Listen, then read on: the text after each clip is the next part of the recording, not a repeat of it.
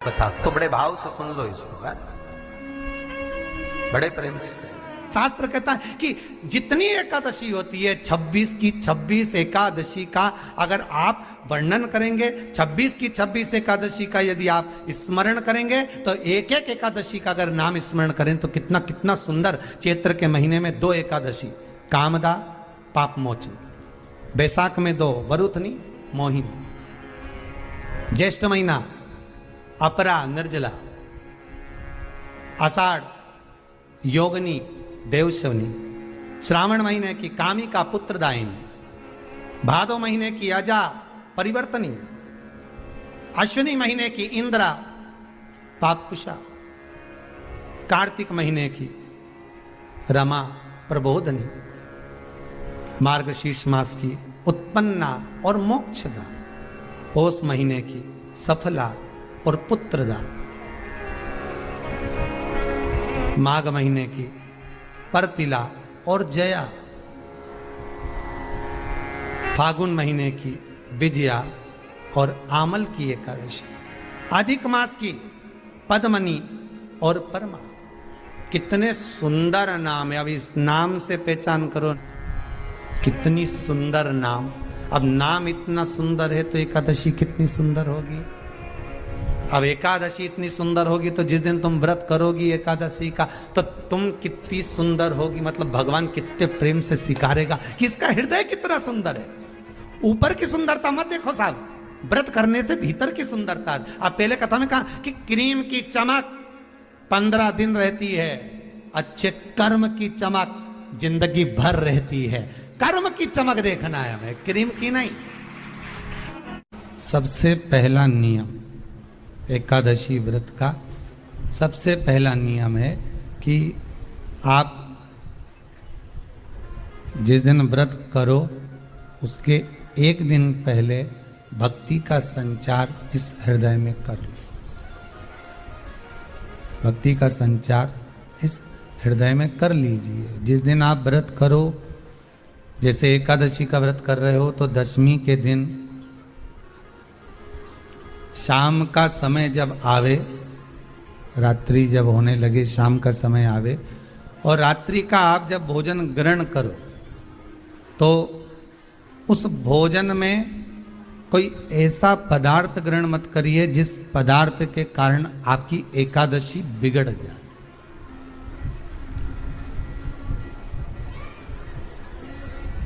कोई बेकार भोजन में ग्रहण नहीं करना, श्रेष्ठ भोजन ग्रहण करिए दशमी के। और एकादशी का दूसरा नियम बहुत ध्यान से सुनिएगा। जिस दिन आपकी एकादशी का व्रत हो उस दिन प्रयास करिएगा कि अपने हाथ से किसी भी वृक्ष की कोई पत्ती टूटे ना। अपने हाथ से किसी भी वृक्ष की, पौधे की, किसी भी वृक्ष की पत्ती अपने हाथ से ना टूटे।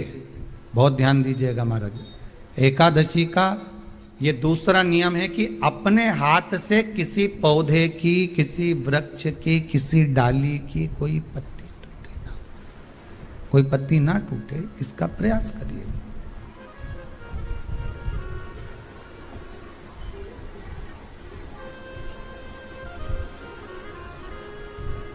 कितना सुंदर व्याख्यान कहा है, कितना सुंदर वर्णन है महाराज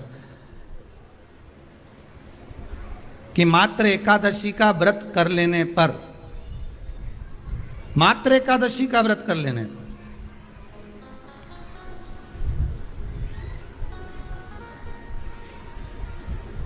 जो पूर्व में किया गया हमारा पाप कर्म है, हमने किसी जीव की हत्या करी है, हमने किसी को कष्ट प्रदान करा है, हमने किसी को अपशब्द कहा है, हमने किसी को ताने दिए, हमने किसी को आड़ा टेढ़ा कहा है, हमने किसी को गालियां दे दी है, मात्र एकादशी का व्रत ही कर लेने पर ये सारे जो दोष हैं वो समाप्त हो जाते हैं।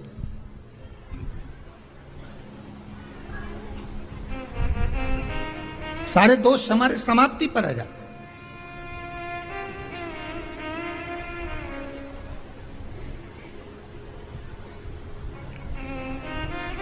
अब एक विचार करिएगा थोड़ा सा अपने मन में, अपने चित्त में, अपनी वृत्ति में एक बात उतारिएगा, एक अपने मन में एक बात को उतार कर रखिएगा कि आप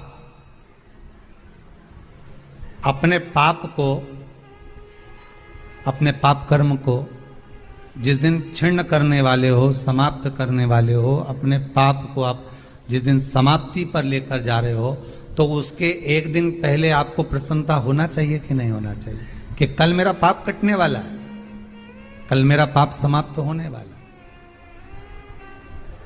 जो मैंने पाप कर्म करा है वो समाप्त होगा, जो मैंने पाप कर्म करा है वो कल समाप्त हो जाएगा। तो एक दिन पहले आपके चेहरे पर प्रसन्नता हो कि ना हो?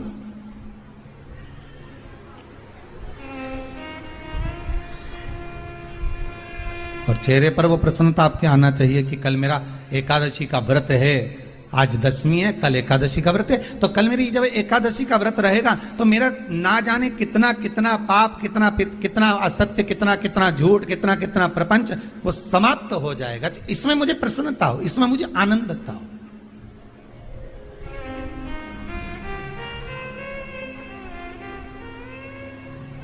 तो क्या कहा गया कि प्रयास करिएगा कि एकादशी के दिन कोई वृक्ष की, कोई डाली की, कोई कोपल की कोई पत्ती ना तोड़ी जाए।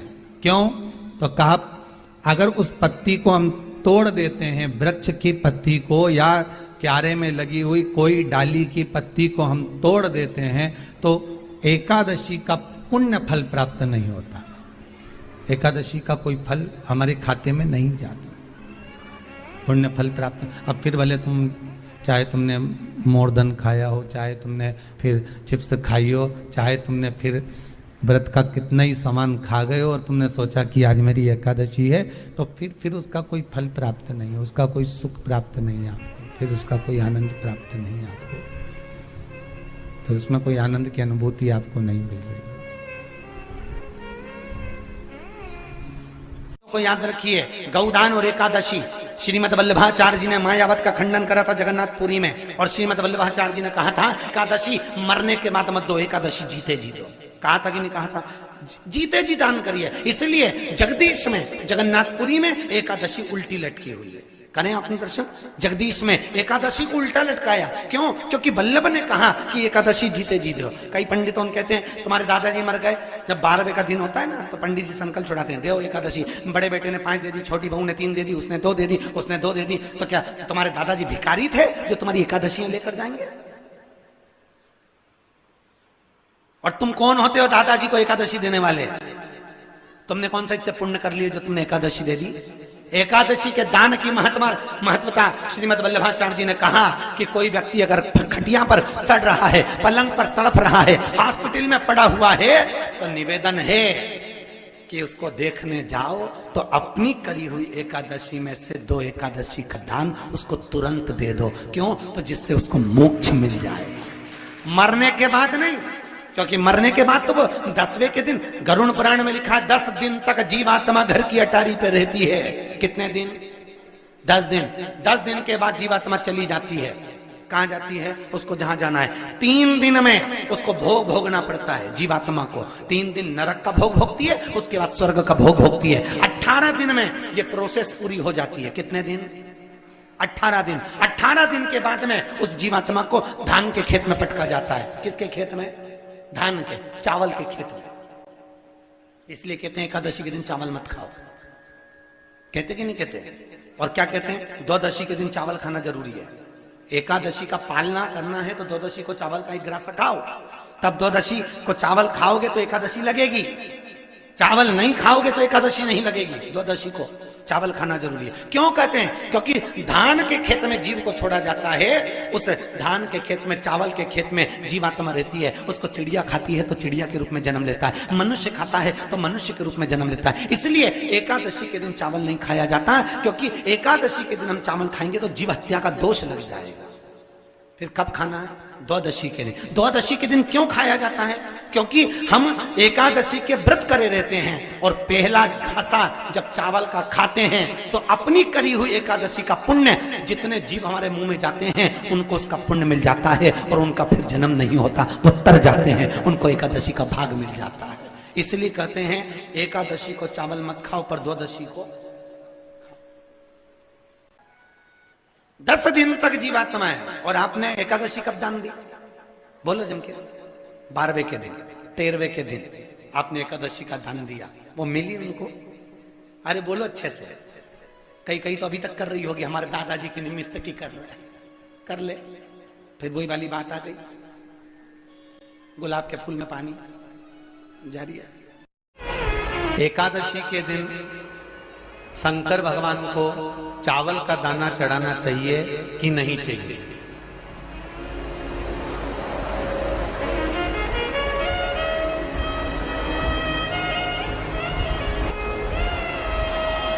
बीमार व्यक्ति से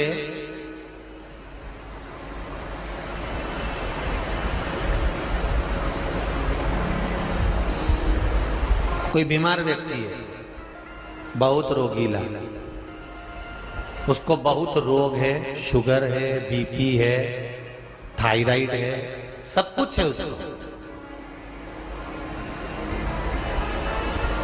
और वो रोगीला व्यक्ति जब डॉक्टर के पास जाकर पूछे, डॉक्टर साहब मेरी तबीयत ठीक नहीं रहती है, मैं बहुत कष्ट में रहती हूँ, बहुत तकलीफ है शरीर में, और अभी सावन का महीने का व्रत आ रहा है डॉक्टर साहब, 1 महीना में व्रत करती थी पहले, करूं कि नहीं करूं? तो डॉक्टर साहब क्या बोलेंगे? बोलते जाओ जरा जम के। डॉक्टर बोलेगा कि आप व्रत मत करो। डॉक्टर एक बात कहेंगे, शरीर स्वस्थ रखना है, व्रत बाद में हो जाएगा, अगले वर्ष कर लेना, पर अभी शरीर को सही रखने के लिए दोनों समय अच्छे पेट भरकर सात्विक भोजन करो और अपने शरीर को ठीक करो। सात्विक भोजन अपने शरीर को, व्रत बाद में भी हो जाएगा, अगले वर्ष हो जाएगा।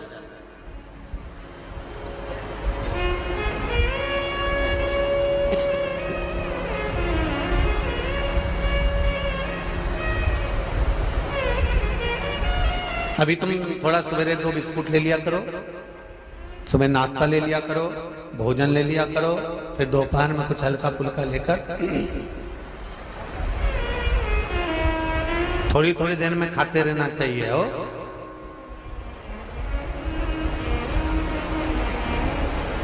थोड़ा थोड़ा खाओ, थोड़ी थोड़ी देर में खाओ, एक साथ सुरसा जैसे मत निपटा जाए, थोड़ा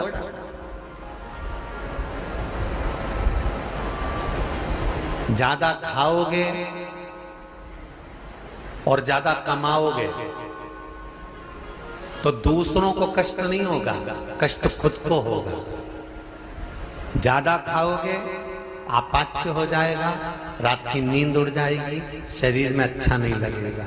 ज्यादा कमाओगे, रात की नींद उड़ जाएगी, दुनिया की दृष्टि तुम पर पड़ जाएगी और तुम्हारी रातों की नींद।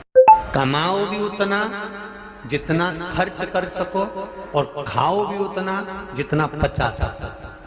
अति सर्वस्व वर्जक।